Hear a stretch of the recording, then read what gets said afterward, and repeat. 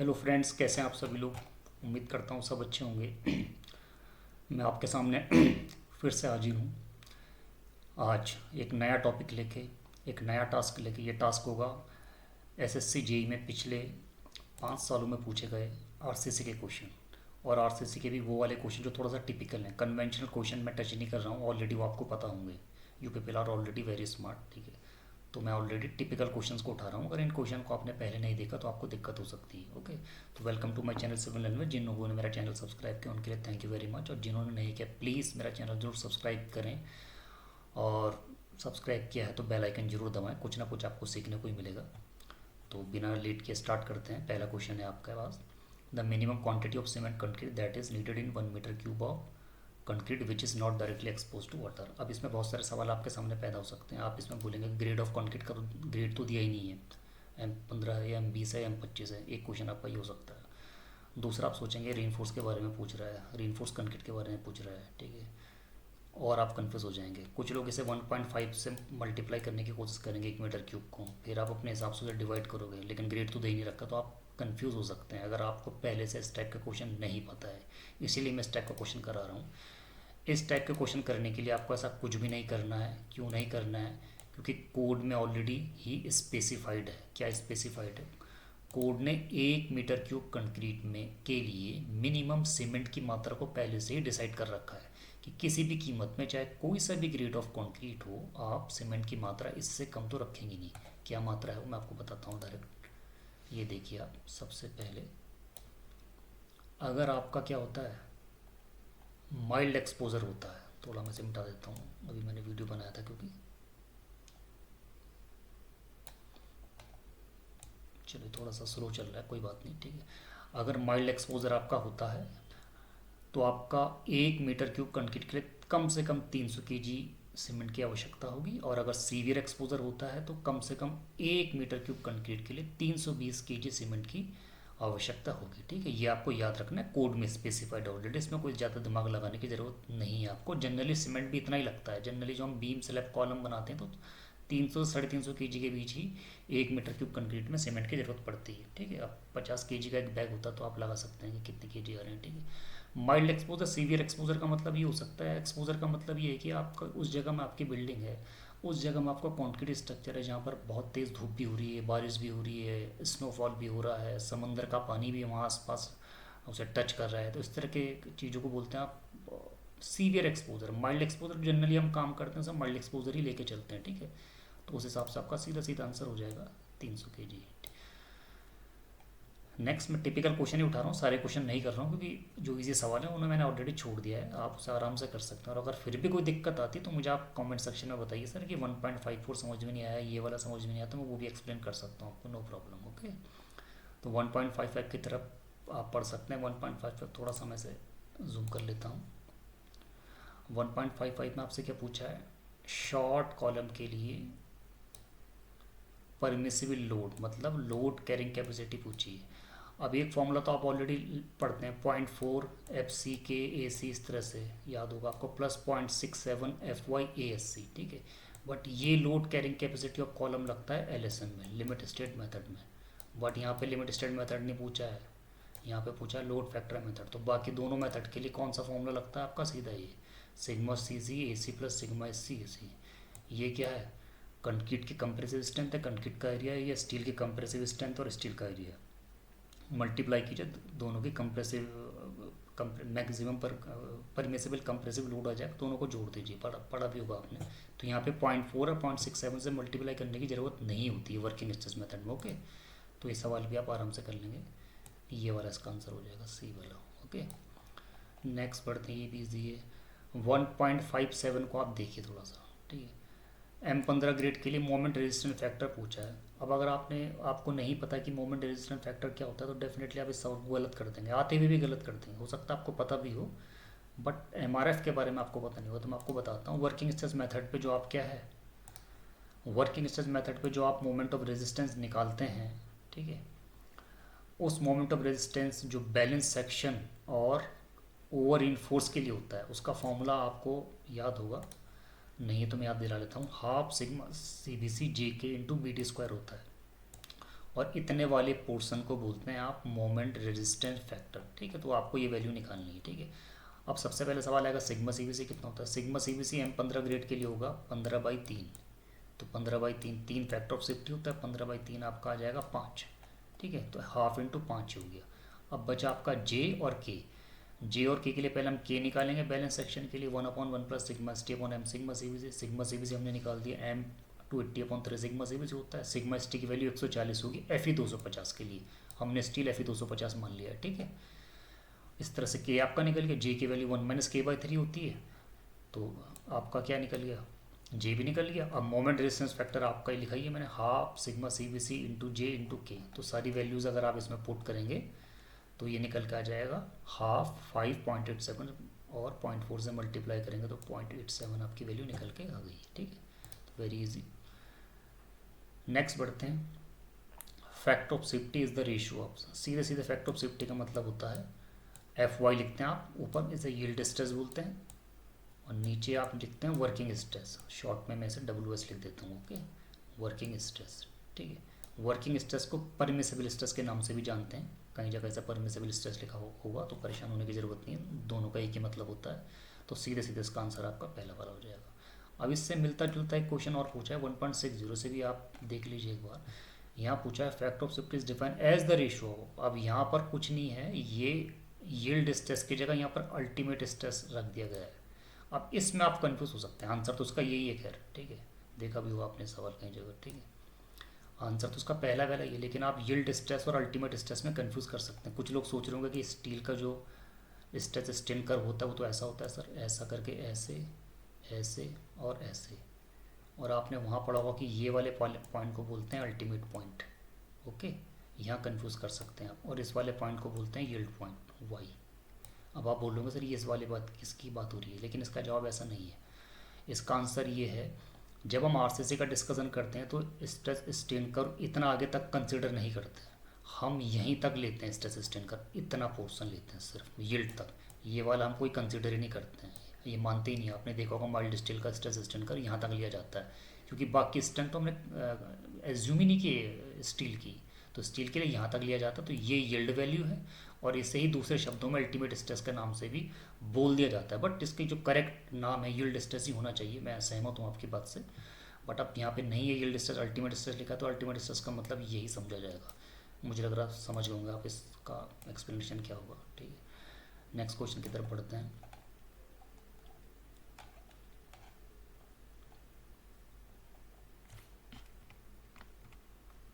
The statement, अब देखिए ये वाला क्वेश्चन देखिए, ये भी अच्छा क्वेश्चन है।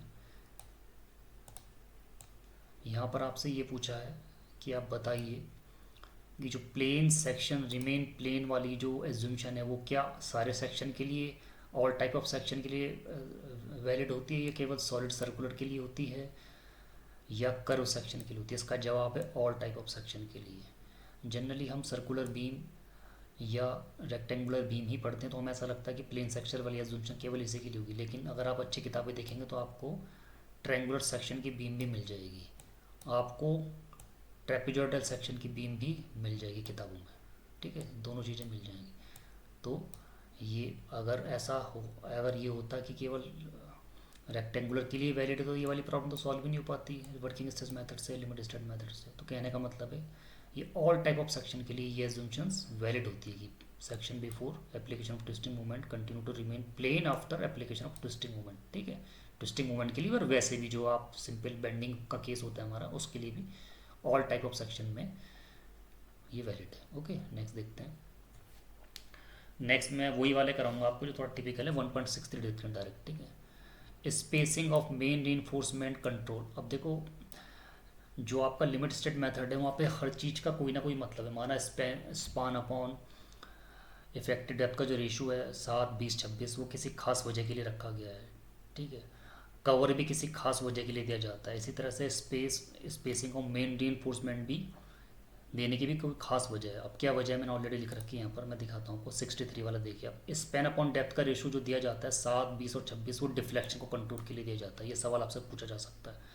कवर, जो कवर 20 या 25 mm देते हैं, ग्रेड ऑफ मटेरियल आप जो देते हैं वो ड्यूरेबिलिटी के लिए दिया जाता है। मतलब अगर आप प्रॉपर कवर नहीं दोगे तो हल्का हल्का कंक्रीट क्या है, कोरोजन से या धूप से, फॉग से, कुछ ना कुछ कोरोजन तो होता ही है मटेरियल का। ऐसा तो नहीं कि वो 150 साल तक वैसे ही रहेगा, ठीक है। तो कोरोजन होने से कंक्रीट आपका नीचे का झड़ने लगेगा, और जब झड़ने लगेगा तो स्टील दिखने लगेगा, अगर स्टील दिखने लगेगा तो स्टील में जंक लगने की पॉसिबिलिटी। तो कवर आपका जनरली किस लिए दिया जाता है? ड्यूरेबिलिटी प्रोवाइड करने के लिए। स्पेसिंग और मेन रीइंफोर्समेंट दी जाती है, चाहे बीम की बात करें चाहे स्लैब, ये क्रैकिंग को कंट्रोल करने के लिए दी जाती है, ठीक है, पढ़ा भी होगा आपने। तो इसका सीधा सीधा आंसर है यहाँ पर क्रैकिंग को कंट्रोल करना है, ये वाला डी इसका आंसर यहाँ पे सही होगा, ठीक है। नेक्स्ट देखिए आप, इन विच 64 following limit state will come under the serviceability of limit state. मैं मेन लाइन ही पढ़ रहा हूँ सवाल की, बाकी आप पूरा पढ़ सकते हैं, आपको दिख रहा होगा अच्छे से, ठीक है। थोड़ा सा और बड़ा कर लेता हूँ मैं।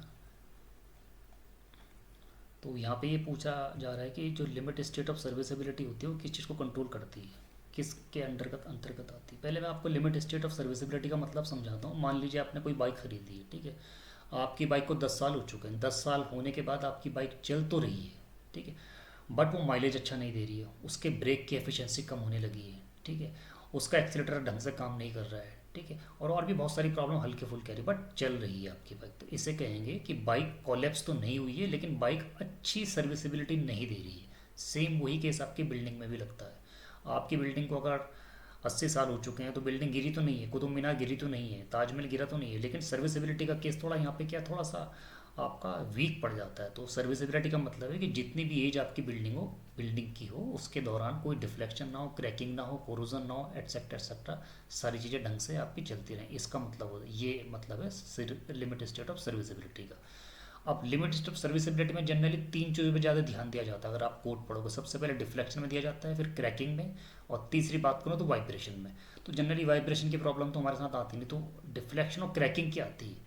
तो यहाँ पर इसका आंसर होगा डिफ्लेक्शन और cracking. Limit state of serviceability का जो मुख्य वो है, मेन रीज़न है वो डिफ्लेक्शन और क्रैकिंग पे हम ध्यान देते हैं, क्योंकि ये ज़्यादा प्रॉब्लम कंक्रीट में देखने को मिलती है। नेक्स्ट देखते हैं आप, नेक्स्ट पेज में आ जाइए।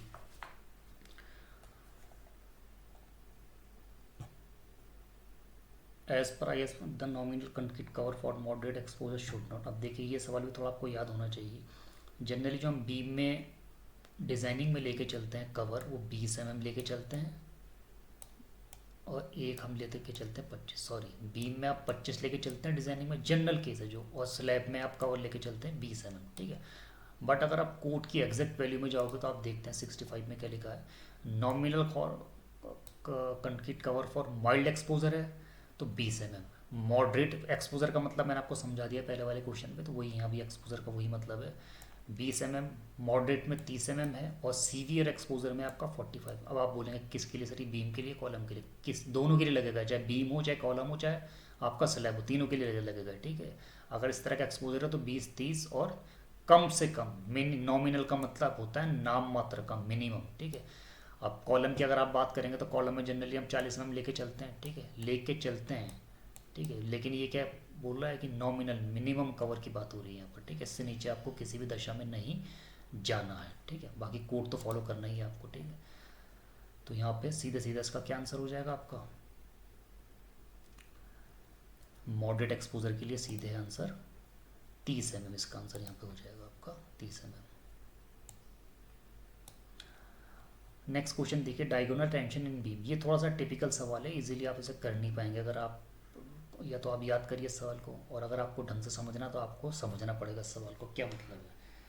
सबसे पहले डायगोनल टेंशन का क्या मतलब है मैं आपको समझाने की कोशिश करता हूँ। 1.66, ये देखिए आप ध्यान से, इस सवाल को समझने से पहले आपको एक तरीके से, सबसे पहले आपको सोम का एक आर्टिकल समझना पड़ेगा, स्टेट ऑफ सिंपल शेयर। आपने सोम की किताब में शेयर वाले, आरसीसी में भी मिल जाएगा आपको, सोम में इलास्टिक कांस्टेंट वाले चैप्टर में मिलेगा आई थिंक ये वाला आर्टिकल आपको, state of simple share. State of simple share में क्या बताया जाता है कि एक रेक्टेंगुलर सेक्शन में अगर इस तरह से शेयर लग रहा हो, क्यू इस तरह से, यहाँ भी क्यू लग रहा हो, तो इस शेयर लगने से क्या क्या चेंजेस, क्या क्या स्ट्रेस से डेवलप हो सकते हैं रेक्टेंगुलर सेक्शन में। आप देख सकते हैं कि ये भी इधर की तरफ लग रहा है, ये भी इधर की तरफ लग रहा है, तो ये आपका इस तरह से खिंच के इस तरह से, इस तरह का शेप ले लेगा, ये आपका रेक्टेंगुलर सेक्शन ऐसे, और इस तरह का शेप लेगा, यहाँ भी इधर की तरफ लग रहा है। जब ये इस तरह का शेप लेगा तो ये वाला बीच वाला डायगोनल में तो कंप्रेशन आएगा और इस वाले में टेंशन आएगा, ठीक है। ये बात तो पहले क्लियर हो गई है। अब सवाल यहाँ पर ये उठता है कि टेंशन और कंप्रेशन तो आ रहा है, लेकिन इसकी वैल्यू कितनी होगी। ठीक है, इसका सीधा सीधा जवाब एक छोटा सा डेरिवेशन होता है 3 लाइन का, आप चाहे तो देख भी सकते हो उस डेरिवेशन को बुक में। ये जो टेंशन या कंप्रेशन जो लग रहा है दोनों बराबर लगता है। सबसे पहले पी पी यहाँ पे खींच रहा है टेंशन है, और पी यहाँ पे कंप्रेस हो रहा है, तो बराबर, और इसकी वैल्यू आती है क्यू निकल के। ठीक है, तो पी इजिकल टू क्यू होता है। सबसे पहले तो ये याद रख लें। ठीक है, अब आते हैं डायगोनल टेंशन के बाद। जब भी बीम इस तरह से डिफ्लेक्ट होती है तो यहाँ पे तो डायगोनल टेंशन इस तरह के क्रैक पड़ते हैं यहाँ पे, और ये क्रैक जैसे जैसे आप अंदर की तरफ आएंगे तो इन क्रैक का एंगल आपका इस तरह से ज़्यादा होने लगेगा, और अगर आप बीच में आएंगे तो ये क्रैक आपको ऐसे मिलेंगे। ठीक है, बट सवाल में डायगोनल क्रैक की बात करिए, ये वाले क्रैक के बारे में पूछा गया। अब क्या पूछा गया है, अब आप सवाल समझ पाएंगे। डायगोनल टेंशन, टेंशन का मतलब वो टेंशन क्रैक से है। Diagonal tension in beam decreases about the neutral axis, increases about the neutral axis, या इसका उल्टा, मतलब ऊपर न्यूट्रल एक्सिस से ऊपर नीचे जाने पर डायगोनल टेंशन में क्या फ़र्क पड़ता है, ये सवाल में पूछा गया। सबसे पहले तो ये चीज़ क्लियर कर लें आप। ठीक है, अब देखिए, जैसे ये स्टेट ऑफ सिंपल सेयर मैंने आपको एक छोटा सा रेक्टेंगुलर सेक्शन बना के समझाया। यही रेक्टेंगुलर सेक्शन मैंने बीम के कोने पे मान लिया, ये वाला जो आप देख रहे होंगे। तो ऊपर से जब बीम में शेयर पड़ता है, आपने देखा होगा, अगर इसका शेयर फोर्स डायग्राम बनाए तो इस तरह से आता है निकल के यूडीएल का। तो इसका मतलब क्या है, कोने पे शेयर फोर्स सबसे ज़्यादा होता है, तो इसका मतलब इस सेक्शन पे शेयर फोर्स सबसे ज़्यादा है, और उस शेयर फोर्स की वजह से क्या क्या चेंजेस आ सकते हैं। इसी तरह की सिचुएशन बनेगी जैसे ये वाला रेक्टेंगुलर सेक्शन मैंने आपको बना रखा है कि क्यू शेयर स्ट्रेस इधर लगेगा, क्यू इधर लगेगा, तो यहाँ भी क्यू लग रहा होगा। इस क्यू की वजह से पी डेवलप होगा, तो ये पी मैंने यहाँ दिखा रखा है, ये पी डेवलप होगा। इतना तो समझ में आ रहा हो जैसे यहाँ पे पी डेवलप हो रहा है। इस पी की वैल्यू क्या होगी, इस पी की वैल्यू मैंने लिखी है क्यू के बराबर होगी, जैसे यहाँ पर है। इसका मतलब जो शेयर स्ट्रेस यहाँ पे इस तरह से पड़ रहा होगा, जो शेयर स्ट्रेस यहाँ पर ऐसा पड़ रहा है क्यू, शेयर फोर्स कह लीजिए आप, या shear force divided by area shear stress कह लीजिए, तो ये वाला पी जो इस तरह के टेंशन क्रैक के लिए रिस्पॉन्सिबल है। जब ये वाला पी इधर भी लग रहा है, इधर भी लग रहा है, जैसे यहाँ लग रहा है, तभी तो ये क्रैक डेवलप हो रहा होगा। तो ये क्रैक जो डेवलप हो रहा है पी, ये किसके बराबर होता है, ये पी क्यू के बराबर होता है। क्यू क्या होता है आपका, शेयर स्ट्रेस। अब बात यह आ गई कि इस सेक्शन पर शेयर स्ट्रेस क्या ऊपर से नीचे तक सेम रहेगा, पी इजिकल टू क्यू तो हमने निकाल दिया है, क्या सेम रहेगा, नहीं। अगर आप शेयर स्ट्रेस का वेरिएशन देखें एक बीम के क्रॉस सेक्शन पर, तो शेयर स्ट्रेस ऊपर से नीचे लेकर पैराबोलिकली वे पे क्या वेरी करता है, और शेयर स्ट्रेस की वैल्यू मैक्सिमम क्या होती है, बीच पर होती है, सेंटर पे होती है। सेंटर का मतलब न्यूट्रल एक्सिस पे शेयर स्ट्रेस क्या होता है आपका, मैक्सिमम होता है। तो अगर न्यूट्रल एक्सिस पर शेयर स्ट्रेस आपका मैक्सिमम है, तो डेफिनेटली पी की वैल्यू पी न्यूट्रल एक्सिस पर ही मैक्सिमम होगी। इसका मतलब ये जो डब्बा मैंने बनाया रेक्टेंगुलर सेक्शन, अगर मैं यहाँ पे बना दूँ कहाँ पर, न्यूट्रल एक्सिस पे, तो यहाँ पे पी सबसे ज़्यादा मैक्सिमम होगा, क्योंकि यहाँ पे क्यू सबसे ज़्यादा मैक्सिमम है, क्यू मैक्सिमम है। इसका मतलब न्यूट्रल एक्सिस पे पड़ने वाला जो भी पार्ट होगा बीम का, उस सेक्शन पर डायगोनल टेंशन सबसे ज़्यादा होगा। यही सवाल में पूछा गया था कि no diagonal tension in beam is maximum at neutral axis, तो ये इसका आंसर होगा आपका ए वाला। नेक्स्ट में पढ़ते हैं, इसके बाद मैं आपको एक या दो सवाल और बताता हूँ। 1.6 तो मैंने आपको बता दिया, 1.67 आपका बहुत इजी है। अब आपका सीधे देखते हैं 1 ये भी इजी है, ये समझ लीजिए 1.68 का मतलब क्या है। थोड़ा इसमें ये पूछा कि करेक्ट स्टेटमेंट क्या है, और आपसे पूछा है पूरा कि dead load include self weight of structure plus superimpose load permanently load, dead load change their position. सबसे पहले तो डेड लोड अपनी पोजीशन चेंज नहीं करता, तो ये आंसर तो पहले गलत हो गया आपका। ठीक है, dead load are known at the beginning of design, हो भी सकता है नहीं भी हो सकता है, इसका कोई कंफर्म नहीं है। ठीक है, ये बिगिनिंग में कई बार आप लेके चलते हैं सारे लोड, तो ये भी हो सकता है, और हो सकता है आपको कुछ ऐसे लोड भी हो जो आप बाद में देने पड़े आपको, जैसे मकान में आप टाइल लगाते हो तो बाद में लगाते हैं, डिसीजन बाद में लिया गया। ठीक है, तो जरूरी नहीं कि आपको पहले ही पता हो ये बात। पहला ऑप्शन इसमें सही आंसर है, सबसे पहले मैं आपको ये बता दूँ। ठीक है, पहले ऑप्शन में क्या है, dead load includes self weight of structure, beam slab column का जो वेट है, plus superimpose load permanently attach to structure, ये होता है डेड लोड का मतलब। इसका मतलब क्या है, शुरुआत में अगर आप डेड लोड निकालना चाह रहे हैं तो आप क्या करते हैं, पहले स्लैब का लोड तो निकाल देते हैं, डी ऑफ स्लैब ऐसे मान लेता हूँ मैं, स्लैब का लोड, ठीक है। स्लैब का अगर मैं एक एग्जांपल लेके समझा रहा हूँ आपको, लेकिन इसमें आप सुपर इम्पोज लोड भी जोड़ते हैं पूरा कंप्लीटली डेड लोड निकालने के लिए। अगर आप सॉफ्टवेयर में भी डिजाइनिंग करोगे बीम की तो वहाँ भी आपको चीज़ देखने को मिलेगी। तो स्लैब की अगर मैं बात करूँ तो स्लैब का लोड के साथ साथ उसमें पड़ने वाली फिनिशिंग का लोड भी आता है। फिनिशिंग को मैं आपसे डिनोट कर रहा हूँ। फिनिशिंग अगर आप सबसे स्लैब के ऊपर फिनिशिंग देते हैं हमेशा मकान बनाते समय, तो स्लैब के लोड के साथ फिनिशिंग का लोड भी जुड़ता है। नीचे अगर आपने क्या है पीओपी का काम कराया है, प्लास्टर ऑफ पेरिस का सीलिंग में, तो इसका लोड भी जुड़ता है। फॉल सीलिंग अगर आपने दे रखी है एफएस तो उसका लोड भी जुड़ता है। तो ये सारी कैटेगरी डेड लोड में ही आती है। तो डेड लोड में एक तो प्योर डेड लोड होता है, साथ में ये जितने भी लोड होते हैं इसे बोलते हैं सुपर इम्पोज्ड लोड, ठीक है। इसी पर सवाल, ये पूरा प्रैक्टिकल सवाल पूछा गया था आपसे। तो करेक्ट स्टेटमेंट ये है कि dead load includes self weight of structure plus superimpose load भी डेड लोड का ही एक हिस्सा है। मुझे लग रहा है ये आपको क्लियर हो चुका होगा, ठीक है। 1.69 थोड़ा समझिए, assuming the value of maximum deviation delta P. आप एक बार सवाल पढ़ लीजिए। इसमें ये पूछा है कि सबसे पहले तो पी नहीं बताया है कि पी क्या है। ई का मतलब मॉड्यूलस ऑफ इलास्टिसिटी होगा, तो हम सब जानते हैं 25%। पी का मतलब यहाँ वर्किंग स्ट्रेस है, ठीक है। अगर आप ये सवाल नहीं देखेंगे तो अपना आप नहीं कर पाएंगे इसे। ये देखिए आप, फैक्ट ऑफ सेफ्टी अभी मैंने पहले भी बताया आपको, यील्ड स्ट्रेस अपॉन क्या होता है वर्किंग स्ट्रेस। तो सवाल पे पी का मतलब यहाँ पर है वर्किंग स्ट्रेस, ठीक है। अब देखो सर थोड़ा सा सिंप्लीफाई करते हैं। स्ट्रेस इज इक्वल टू क्या होता है, modulus of elasticity into strain, ये लिख दिया मैंने, अपॉन पी लिख दिया। अब 25% deviation in E and P की बात कर रहे हैं, ठीक है। अब फैक्ट ऑफ सेफ्टी आपने देखा होगा, जनरली फैक्ट ऑफ सेफ्टी एक से बड़ा ही होता है, ठीक है। और इस वैल्यू को एक से बड़ा करने के लिए अगर आप 25% का डेविएशन कर रहे हैं, चेंजेस कर रहे हैं, तो डेफिनेटली ये वैल्यू आपको बढ़ानी पड़ेगी और ये वैल्यू आपको घटानी पड़ेगी। कॉमन सेंस से सवाल में नहीं बता रखा है आपको, ठीक है। अगर आप दोनों को ही बढ़ा देंगे तो उसका कोई भी मतलब नहीं हो, तो कैंसिल हो जाएगा दोनों, 25% दोनों को बढ़ा देंगे।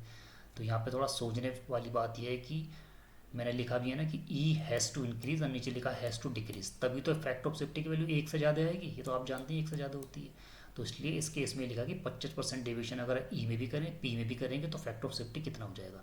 तो ई की वैल्यू 25% अगर मैं बढ़ा देता हूँ तो 1.25 पी की वैल्यू 25% अगर मैं घटा देता हूँ तो 0.75 पी हो जाएगा। ऐसे डिवाइड करेंगे तो आ जाएगा आपका 1.67 ई बाई पी। इसका मतलब अब फैक्ट ऑफ सेफ्टी आपके बढ़ के 1.67 हो गए, तो 1.67 इसका आंसर हो जाएगा। देख सकते हैं आप 1.67।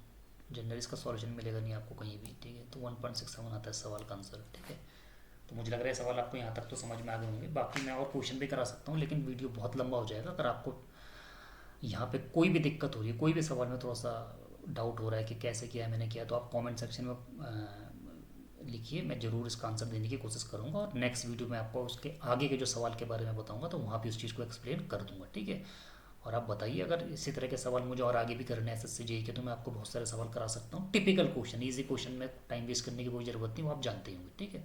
तो उम्मीद करता हूँ मेरी आप छोटी सी मेहनत, ये छोटा सा जो मैंने आपके लिए छोटा सा काम किया है, जो आपको थोड़ी सी हेल्प की है, तो आपको अच्छा लगा होगा, पसंद आया होगा। तो ज़रूर चैनल को लाइक भी करें, सब्सक्राइब भी करें, ओके। वीडियो को लाइक भी करें और चैनल को आप सब्सक्राइब करें, ठीक है।